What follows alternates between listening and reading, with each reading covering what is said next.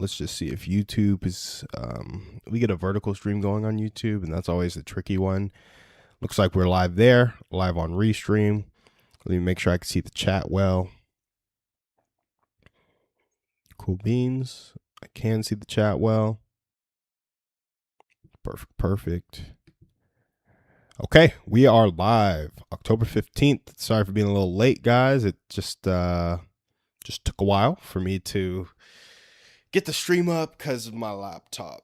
So I think this afternoon, a friend of mine gave me this computer that I'm going to try out. I think it'll help me stream better. But here we are on the stream. We're talking about a few things. Trying to make sure that you guys can see everything. Okay, there we go. We're talking about a few things on the stream. So first, we talk about community. We have an Austin dog parents community here. I was going to say in Austin, but it's an Austin dog parents community. We do one event a month there.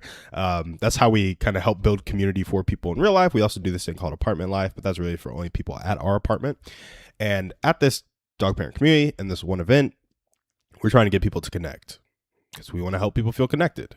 But on the stream, we help people feel connected in all types of community by answering their questions on community, answering their questions on communication. So our goal here for you this morning and every morning from 7 to 8 a.m. is to help you feel connected. We also want to help you get a laugh, feel less stress, start your morning on good vibes. We do that with a dog poop horror story or a favorite dog story. So it could be a heartwarming dog story. It could be a funny dog story. It could be a funny dog poop horror story that just gets you a laugh in the morning while you're on your dog walk, so on and so forth. So that's what we do here on the stream. While I wait for call-ins, I do my own little segments on community, either call-ins or people in the chat. I do my own segments on community. And yeah, and communication. So I'm going to get into those segments in a little bit. We also day trade every morning here on the stream.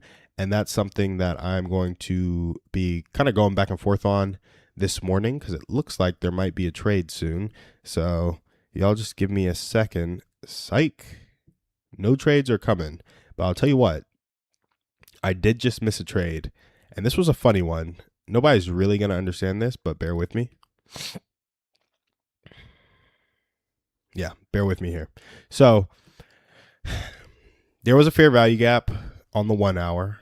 And I was like, okay, it's going from this 1 hour fair value gap to this high. Totally normal.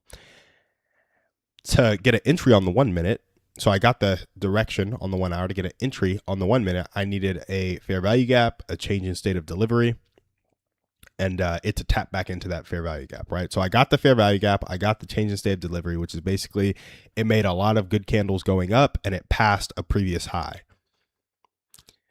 So I had that fair value gap, had that CISD, had the first fair value gap after a CISD, and then it didn't fill me on that one. So then I had the first fair value gap or a fair value gap that was in the discount because you could trade in discount or premium or first value gap after the CISD. So anyway, all that mumbo jumbo to say, I had a trade set.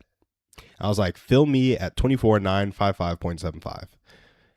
And it was kind of teeter-tottering. As it got close there, it made a change in state of delivery in the other direction. So I was like, okay, now it's going down kind of hard. And if after it takes this low, I no longer have the trend on my side, if you will. I guess you could say. Not technically, but it did CISD against me. So I opted out of the trade when it was 4 points away from my entry. 3 candles later, it fills me. Go straight to target. Kid you not. Like, it fills me at 7. And then it's at target by 7:04, 7:05. So, $400 that I could have had gone. It was a good trade. It's not really a mistake because I do need the state of delivery on my side. So the fact that it came back so hard and created a bearish fair value gap in the opposite direction, it just so happened that this one went to be a winner. But, you can enter on that and it starts going against you. I will say, a little specific to this trade, the draw on liquidity was very strong. I knew it was coming to take this high after this fair value gap. And I honestly think it's going to there was a local high at 4 a.m. and then there was another high at 7 p.m. And I bet it's going to this 7 p.m. high at 25.043. So, there's even a shot for me taking a long there, but that's not how we trade, because now that it's past a high, it's probably going to drop back into the order block that it just created first. So I'd be looking for shorts now into the order block, which means it needs to CISD back to the downside, create a fair value gap, and pop up for me, which means it has to take a low, and it hasn't even really created a low yet. So we're going to be waiting for the next 20, 30 minutes on trading, but man, quasi missed a winner. It wasn't a mistake, but it was hard because I knew it was going to win, and I had to opt out of it because of the strat. So yeah, got to have the CISD on your side. So we'll pause now. Told you guys a little bit about what we do on the stream. Started recording. I want to take time to check chat, see who's all here. Let's see. We got one person on Twitch. What's up, Twitch person? How you doing? Leave a comment below. Drop me something. Say hey. Let me know you're here.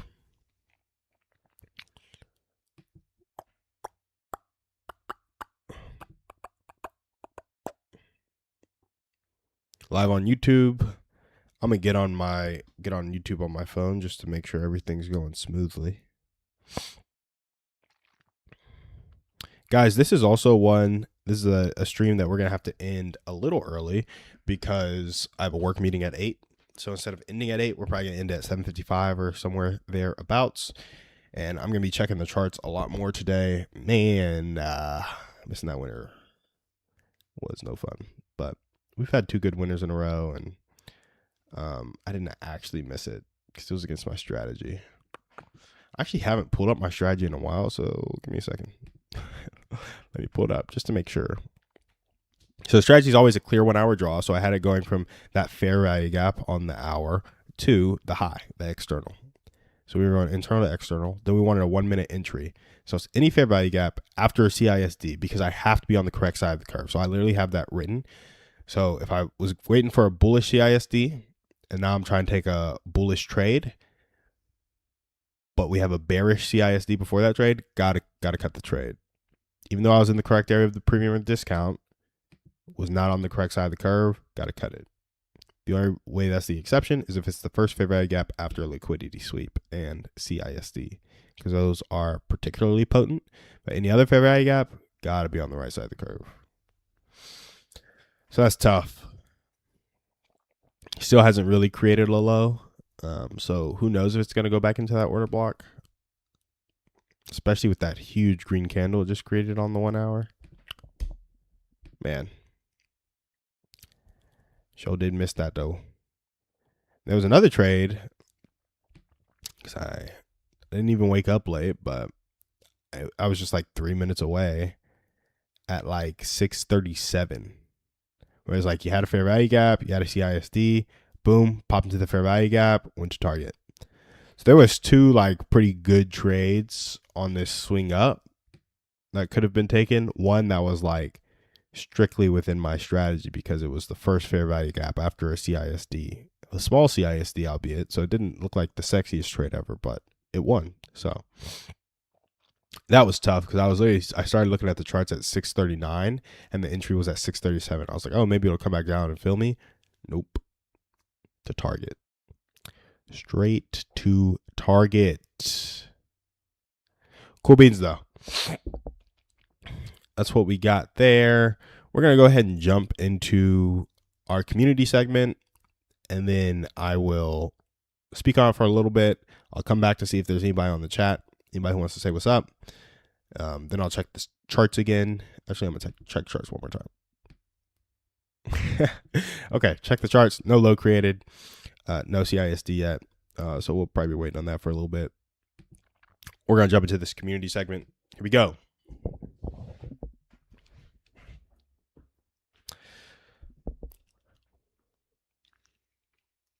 So I wanted to talk about this because first let me make sure I highlighted it.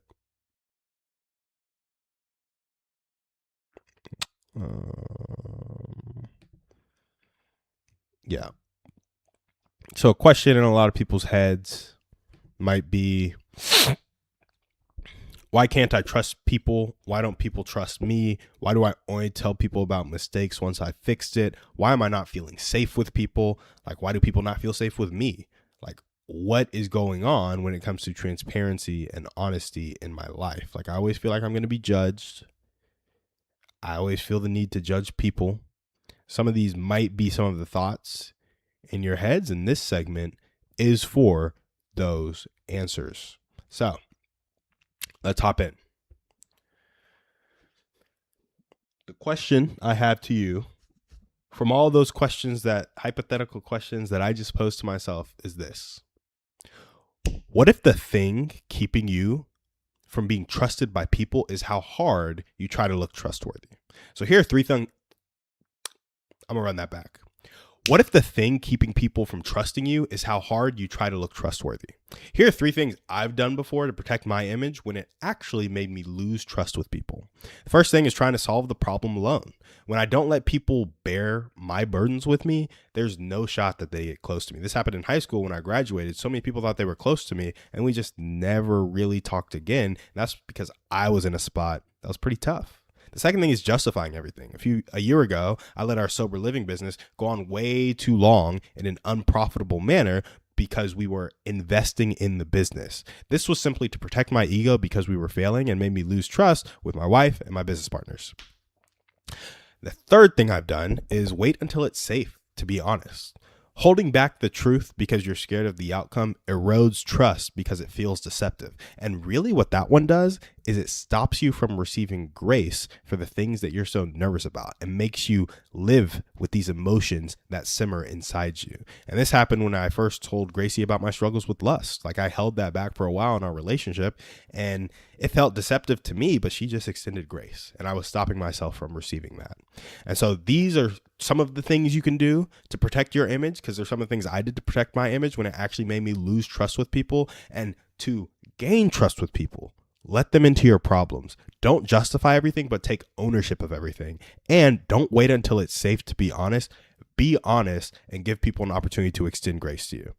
That's how I think we can build trust instead of losing it. So that's my little clip for social media. Might have gone a little long, but that is what it is. I think my VA will be able to clip that up and put that on social media. But I do want to pause on this segment because transparency is key in community. And before I go on that, we're going to check the stream. Oh, I think we might have gone offline. Nope, we're streaming. We're live. It just looked like I went offline on restream for a second. I am going to turn my phone off of Do Not Disturb, guys. Tough that I canceled that order. So you can call into the show, text into the show, 512-591-6138. You can ask me a community question, a communication question, a dog poop horror story, or share a favorite dog story. And the goal of this is to really just help people feel connected and then give people a laugh in the morning when they're starting their day. So check the chat, check the text messages, check the calls. We're all good there. We're still streaming live. I'm going to go back to the community segment now, because I do think this is an important one. Transparency is key to relationships and to community. And for the longest time, I was trying to be in community and build community that was bearing burdens together, but then I wouldn't allow people to bear my burdens with me. And this is a really tough thing because I specifically am extremely good at telling people what has happened in my past, but not telling them what's going on in my present. Mostly because the past stuff is done. I've dealt with it. I've thought through it. I've worked through that. So it's safe to be honest there. Back to that third point of being safe to be honest. But I don't tell people what I'm struggling with in the present, because what if they use it against me? That would suck. What if I think they might help me? I think they might be good friends and do this, that, and the other, and then they don't. Now my expectations are let down. And that would suck. What happens when I rely on people and they're not there? That's like the underlying question there. And the answer is It hurts. And that's okay. Like, the alternative is not relying on anybody ever and not having anybody. I think if we had to make a trade-off, we'd make the scary trade-off of trusting somebody and risking them not being there, than not trusting them and being alone. I say that specifically because, before modern society came and we had all of our conveniences, all of our needs and conveniences taken care of, really, we had to trust each other with very important things. And so it was horrible to be ostracized from the community because you would die alone or you'd go crazy alone. And so transparency is super important because you need to know not only that you can extend trust to others, or you need to let others know not only that they can trust you, but that you are also extending them that trust, that there's equal skin in the game for this relationship because it's reciprocal. Give me a second. It's like I'm teeter-tottering on like needing this allergy medicine right now, but I'm feeling better than I usually do because I haven't had a poop scoop recently. The last time was this weekend, so by midweek I'm usually pretty good because I'm mostly poop scoop on the weekends, right? Because I work a job. But yeah, I just think transparency is super important. I think these are three of the things that not only do I do, or not only are they easy to do in community, but it's like nobody will really call something out because we're very into individualist culture. And so a lot of people want you to solve your problems alone. Like very few people want to come alongside you and help you be responsible, help you get back on your feet, help you steward what you got going on. They're like, you need to be putting this in because I'm at least putting this in. And to an extent, that's true. Like men don't work, man don't eat. I think that's in the Bible, right? So if you're not putting in the work, we can't put in the work for you. But when you're doing the best you can and it's not enough, like that's what community is for. Like it shouldn't be enough with just you. Very rarely is it enough with just you. So these are some of the things I think about with community. I'll dive a little bit deeper into this, but I'm going to make another loop through on Restream. Check the chat. Check who's here. We got one person on Twitch, one person on YouTube, and nobody on Facebook or anything like that. Check that we're still streaming. Check the phone. And now we're going to check the charts, and I'll give you guys the update. Oh.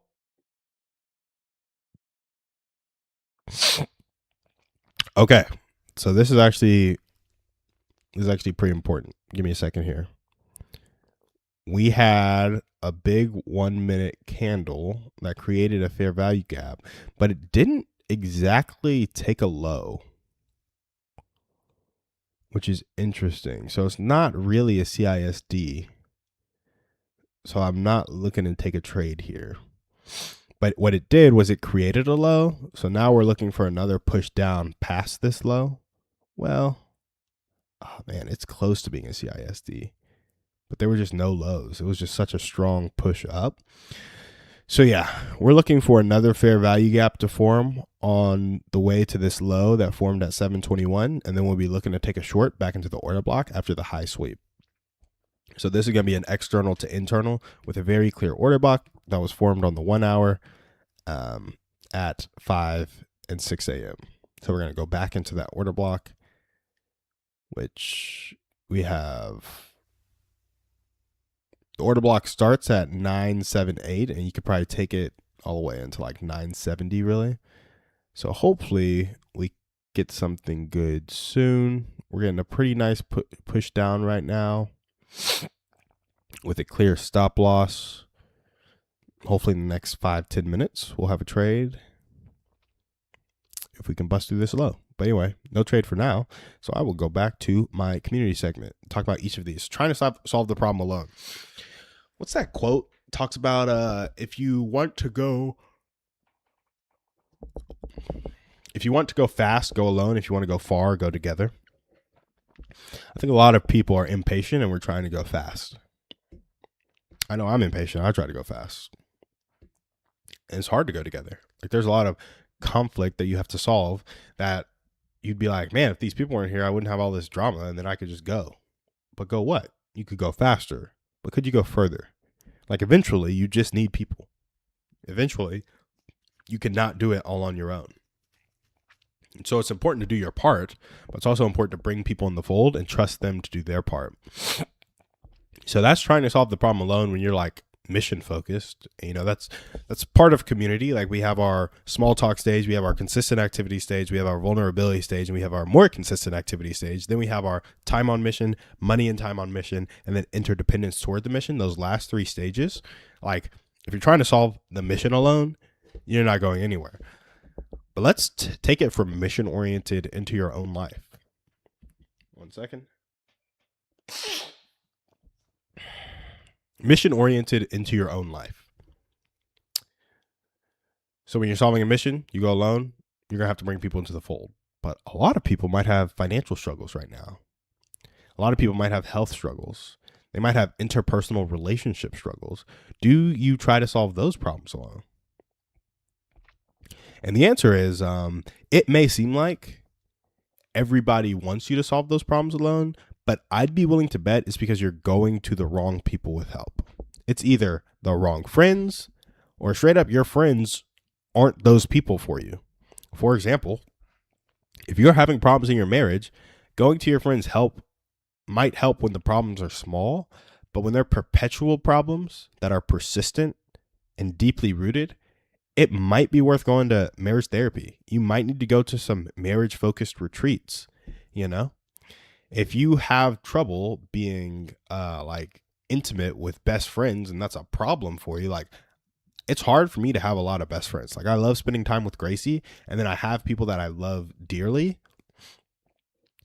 Obviously, but I don't need quality time with them as much as I need quality time with Gracie. There's not somebody who I'm like really looking for quality time with. Like I can get that from, there's like my first tier of people, which is Gracie. And there's my second tier of people, which is my community. It's like, I like to be around my community, but there's no like specific intimacy. And I used to think that was a problem, but now I think that's okay because it doesn't hinder my ability to love people or to be loved. In fact, it just encourages me saying, hey, I want to like go on the mission with you, because there was that intimacy in college. Whereas like I really wanted to be around the community, and that's just not the case anymore because everybody lives such separate lives. But when you intertwine your lives, it only makes sense that you want to be around people. And so I kind of forget what my point was on this. But trying to solve the problem alone, it's like bring people into your personal problems too. Not just the mission focused problems, but bring them into your personal problems. And the way to do that is just, I think it's intertwining your life, because then your personal problems are their personal problems and their personal problems are your personal problems.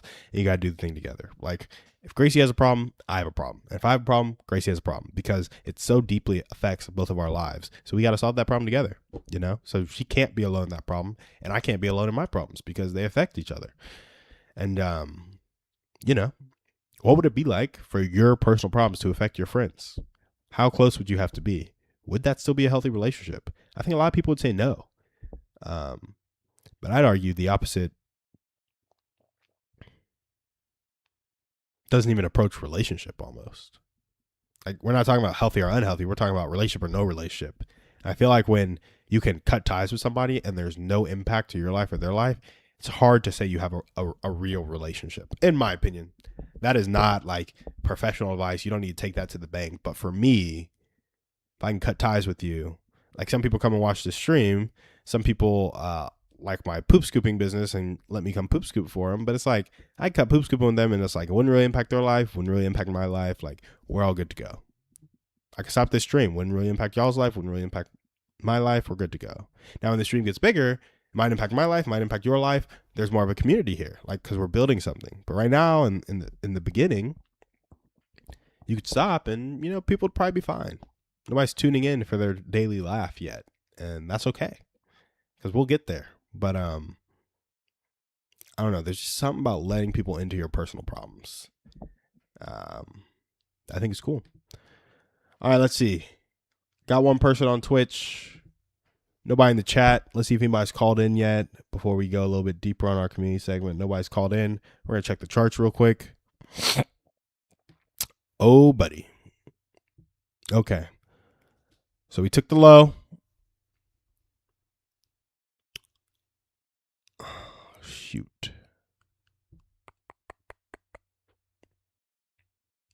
Dang it.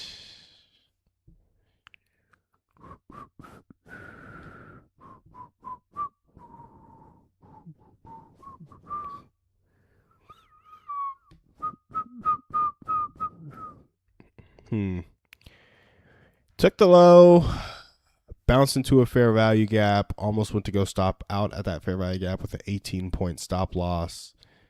And then we dropped from 9.9 to 8.2, so almost 1R, 8.3, and now it's coming back up to the entry. So, missed this trade back into the order block. Hasn't fully gone back into the order block, but honestly, it's so ugly now. Took the low, didn't create a very convincing fair value gap, then skyrocketed it up, came down, didn't really touch the order block. It's pushing back up with a bullish fair value gap. But that bullish fair value gap hasn't quite CISD'd because it hasn't taken this high yet. This is just tough, honestly. Like,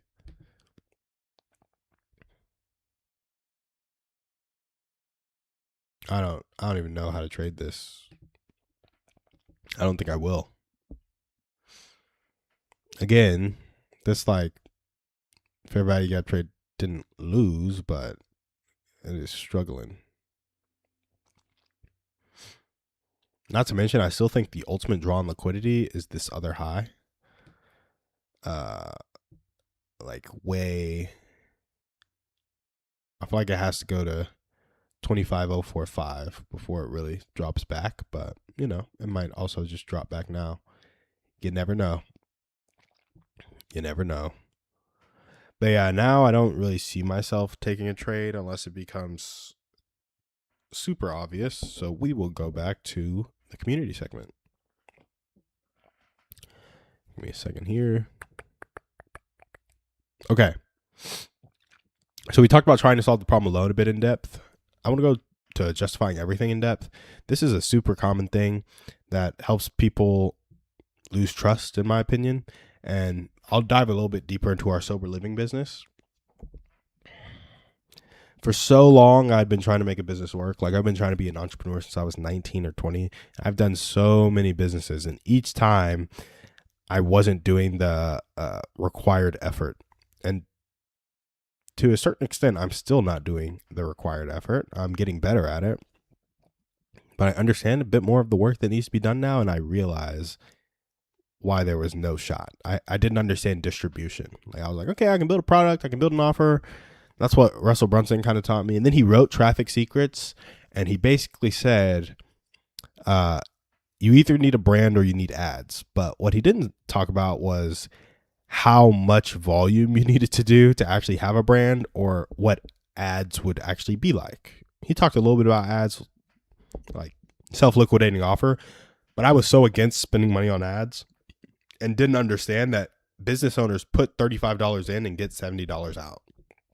Like, I did not understand that at all. I thought it was like, oh, you just spend money on ads and eventually money comes back at some point. Like, the cash conversion cycle being within 15 days or 30 days, or even having that be something you measured. I did not understand. 1 second.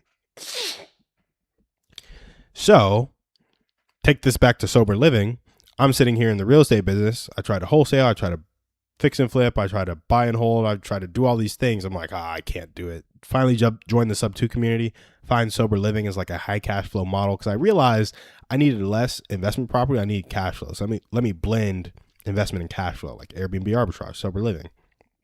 Let's go into the business of real estate. Very capital intensive business. I think it's a horrible business for anybody who's starting to start, unless you're selling real estate or wholesaling, which is it's just a different business. It's less real estate investing and it's more sales, right?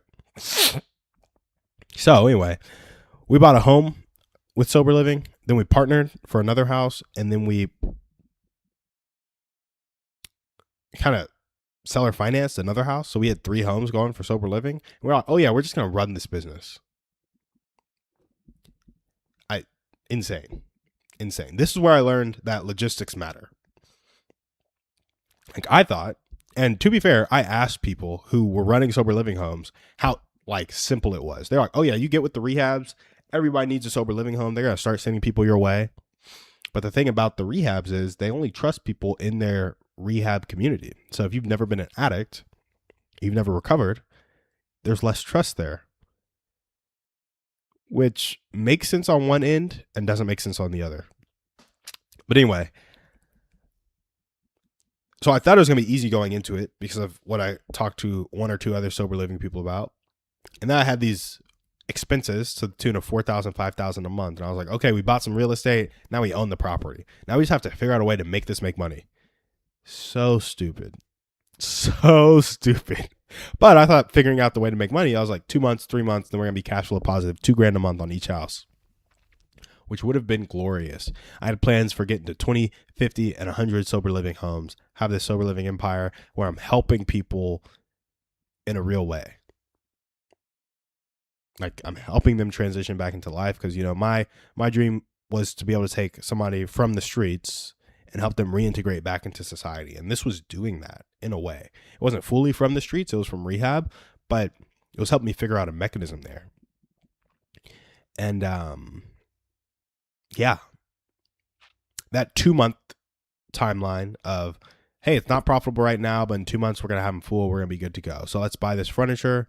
Let's buy this house, drop $30K getting into these deals, drop another $15K on furniture, and then $4K in bills per month. And then we're just going to have to figure out how to get people into this home, right? So 2 months of that going awry turned into 5 months. 5 months turned into 8 months. And so now we're like all in all 60, 65K in the hole with another 4K per month. And I'm like, it might be time to cut it. It might be time to cut it. And it took me way too long. It took me losing 60 grand of my money and other people's money to be like, hey, this isn't working. We need to cut it. We need to start selling these properties. We need to stop. And all that happened because I thought I could do better and I wasn't really willing to look at reality for what it was. And I didn't understand something about business. I didn't understand that business is profitable now. So if you're not profitable now and you don't have endless amounts of cash to burn, you need to stop that business. It's not for you because there are businesses that can be profitable now for people who don't have endless amounts of capital. And so, you know, justifying all of those losses as investments in the business. Yes, we learned from them. So we invested in ourselves. We didn't completely waste the money. But man, was I protecting my ego with investments in the business. Because, you know, I was protecting my ego because of how much it hurt to cut it. Like when I finally made the decision to cut it, my ego took a huge blow. I was like, I failed again. And this was something I thought I really wasn't going to fail in because I went all in, or what I thought was all in. So, you know, that was tough, but there was some ego being protected. I do think it's important to invest in your business, but it's more important to make sure you can sustainably invest in your business because your skills are lacking. And if that investing adds too much stress, you won't be able to keep it up. And who's to think that you can get the skills you need in the 2 months of investing that you can do? No, you might need 2 years. You might need 5 years. So make sure you can invest and do the thing for 5 years, especially if you're not putting 80 to 100 hours a weekend. Like if you're trying to bounce a job and do a thing, 10-year timeline. 10-year timeline. And something that can be consistent and sustainable. So anyway, that's my story on justifying everything. And waiting until it's safe to be honest, like this is more of a, it's always safe to be honest with the right people. So you either need to tell the truth now and figure out you have the wrong people in your life, or tell the truth now and be reinforced for having the right people in your life. And so that's kind of my tidbit on that. Too many people wait until it's safe to be honest because they think people are going to judge them. But you just will know if you have good people or bad people in your life when it comes down to that.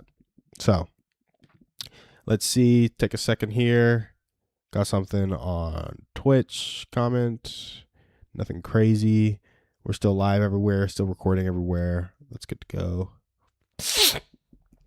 Let's read a dog poop horror story. First, I'm gonna check the markets again.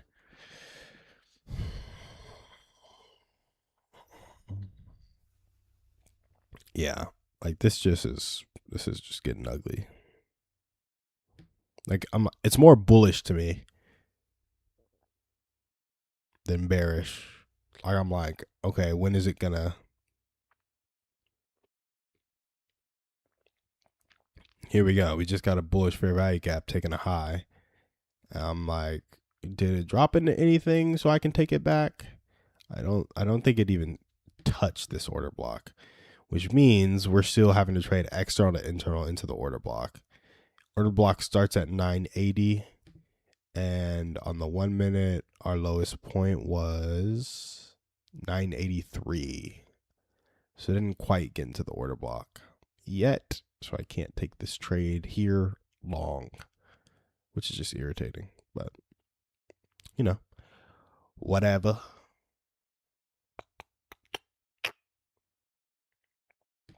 Let's see. Next up, we're going to read Dog Poop Horror Story. Here we go.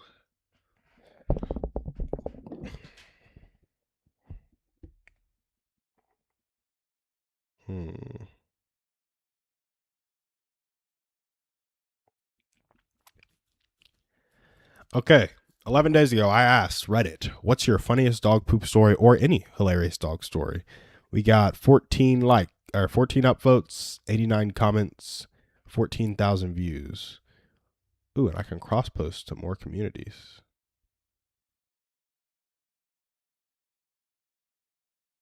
That's cool. Oh.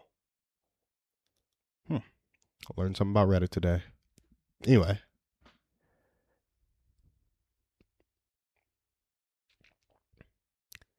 That's funny. Let's see. Way down to the bottom, things I haven't upvoted. Here we go. Maybe I should take that allergy medicine. Picky Nikki, 13. That's PIKKINIKKI 13. Picky Nikki. 11 days ago, you said, my chihuahua has always loved her wet food, but only likes certain kinds. No pate, has to be with real meat. One time, I had a coupon for free wet food at Meher. It was pate, but I thought what would be the harm when it's free? Gave it to my spoiled chihuahua, and she sniffed it and then pooped on it and walked away. Oh my gosh, the absolute sass from that dog. Pooping on the food you gave, brother. That is tough. That just kind of came up in there. Like, you know, I was reading, I was like, okay, normal story. Is this even gonna be a poop horror story? Boom. Poops on the food you gives her, communicates a very clear message. I don't want this in my life. You see what I did there? We'll say crap. I don't want this crap in my life. I don't like to cuss on stream. I don't like to cuss that much at all, but every now and then for funny effect, it does happen. Okay, so that was Picky Nikki 13. Thanks for sharing. We're going to read another one. Luz Jew Leviathan. Interesting name, Luz Jew Leviathan. All I think of when I think of Leviathans is supernatural, and I'm pretty sure Catholics, maybe. I don't know. I don't know where Leviathans come from, but that's all I think of. Purgatory and that supernatural season. That's funny that maybe I should read my Bible more. Okay, here we go. Luz Jew Leviathan, 11 days ago. My parents always buy the cheapest poo bags. Classic. Those that are so thin, you can look through them. You can't really feel if you were using a bag or just picking up barehanded. The ones, often poorly sealed, in the bottom. Okay, setting the scene here. Parents always buy the cheap bags.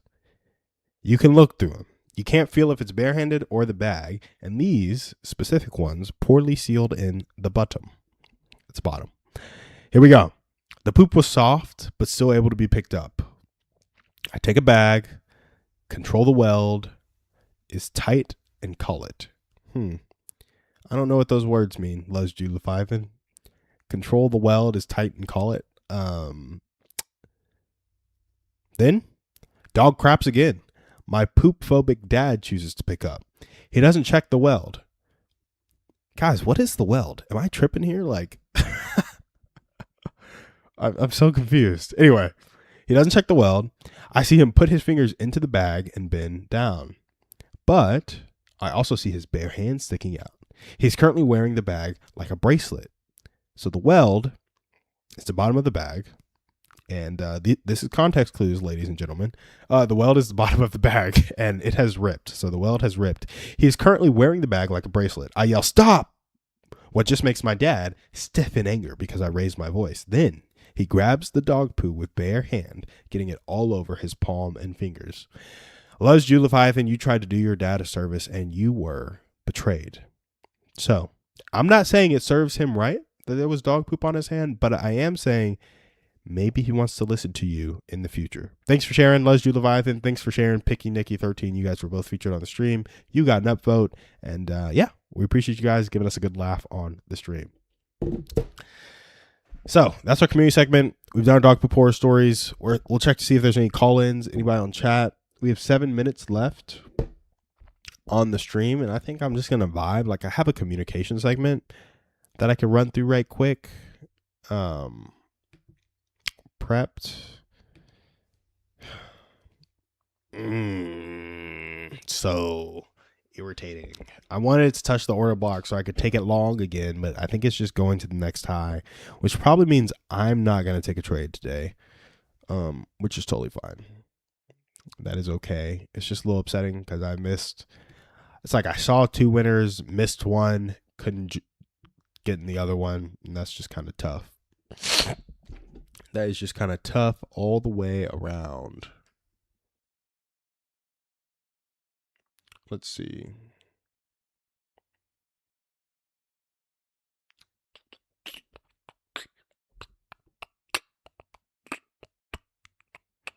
If you guys want to know something cool about building community, we have our dog event on a week from today, 10/22, and we're doing it at Blue Owl Brewing. We remember yesterday on stream when we were trying to figure out how to get the ad going. Well, we got the ad going, and we have 62 people interested in that event, and we're getting leads at, and by leads I mean Facebook profiles who are interested that now we can go to add to our friends list, DM.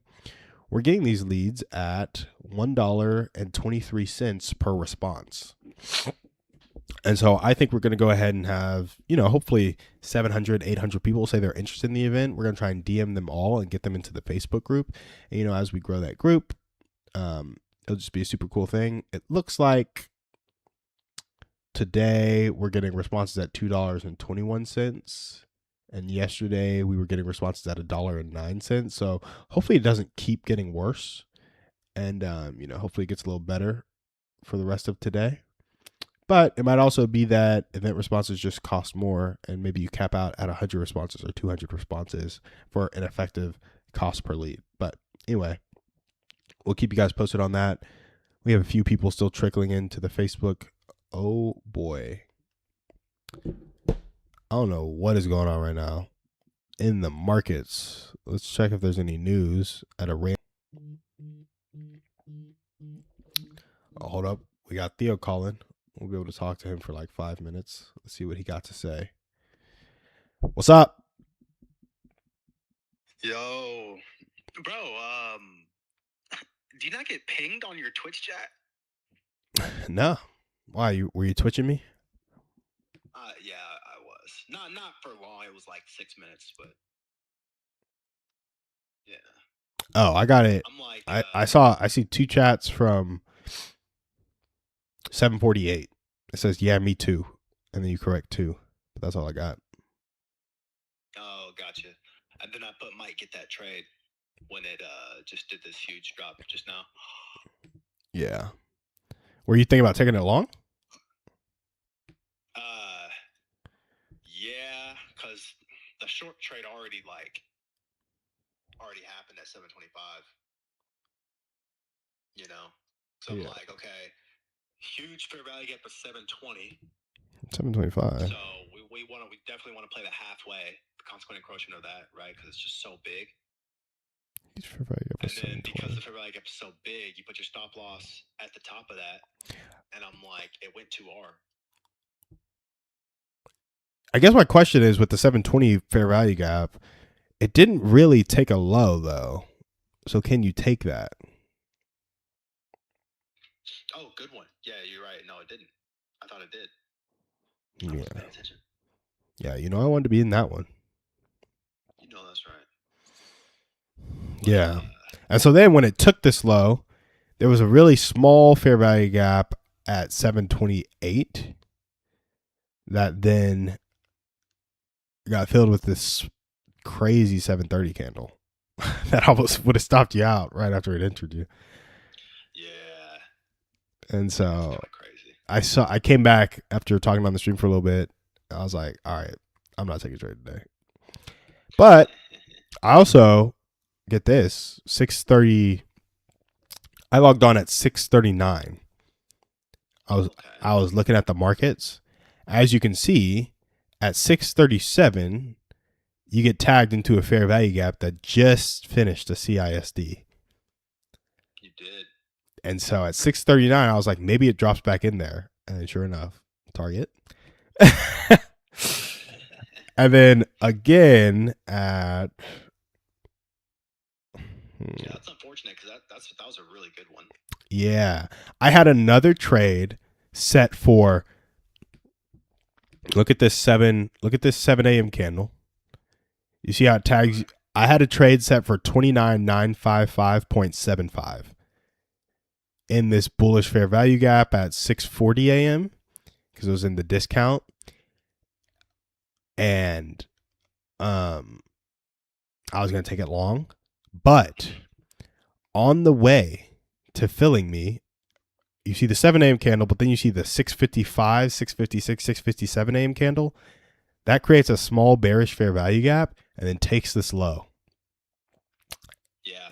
So that's a CISD, and I was like, I can't enter anymore, even though I knew that it was gonna go to target, bro. I knew it in my bones. I was gonna say, bro, like, well, you know, it's a good rule to keep, but it is because like, the delivery was so obvious. So obvious, bro. It was so obvious, and I was like, okay, this trade's gonna win. But I still think the rule is a good rule. Like, you want to be on the right side of the curve when I'm taking it. When buying, yeah. You do. Yeah, so if this hadn't created a fair value gap, I would have been in that trade all day. I literally had it set. And was looking at it. I was like, I guess technically this is a bearish CISD, but I just know it's going to win. And I ended up getting out. And it was tough because it hadn't even broken the low yet. But by the time it filled me, it's like there would have been a bearish fair value gap, and then it would have taken a low. So that is a CISD by definition. You can't get around it. Yeah. Anyway, that's how my trading day went. Missed a trade by 2 minutes. Crazy. Let another winner go, knowing that it was going to be a winner, but it wasn't an actual mistake because of my strategy. Right. And then just trying to find another way to get in. Really, I was trying to find a short back into the order block, but then that didn't take a low. Yeah. It's been wild out here. Anyway, I have a work meeting in 4 minutes, so okay. Got to close down the stream. Give me a second there. I'm going to do that.